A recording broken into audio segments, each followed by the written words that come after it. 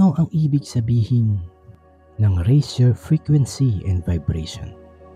Kapag sinabi na taasan mo ang vibration mo, ang ibig sabihin ay ituro mo ang sarili mo sa mas mataas na emosyon, mas malinaw na pag-iisip, mas positibong enerhiya, at mas aligned na paraan ng pamumuhay.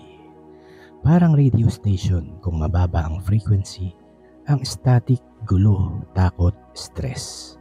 Kung mataas ang frequency, malinaw, payapa at puno ng inspirasyon. Ano ang low vibration?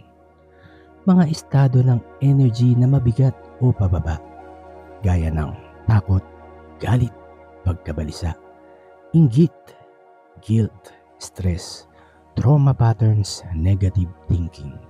Kapag nasa low vibration ka, mas madali kang madrain, mag-overthink, matrigger o maapektuhan ng negative environment o depression.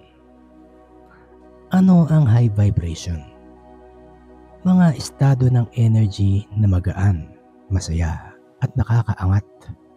Kapayapaan, gratitude, joy, pagkakaroon ng purpose, compassion, malinis na isip, emotional balance, intuition na mas malinaw. Kapag mataas ang vibration mo, mas kalmado ka, mas malinaw ang isip mo, mas mabilis ang manifestation. Nakikita mo ang synchronicities, hindi ka madaling maapektuhan ng negativity. Sa spiritual community, ang high vibration ay tanda na tumataas ang consciousness mo, nag-a-align ka sa higher self, nag-heal ang emotional wounds, nagre-release ng old patterns, papunta ka sa 4D, 5D awareness o expanded perception. Paano ito itinataas?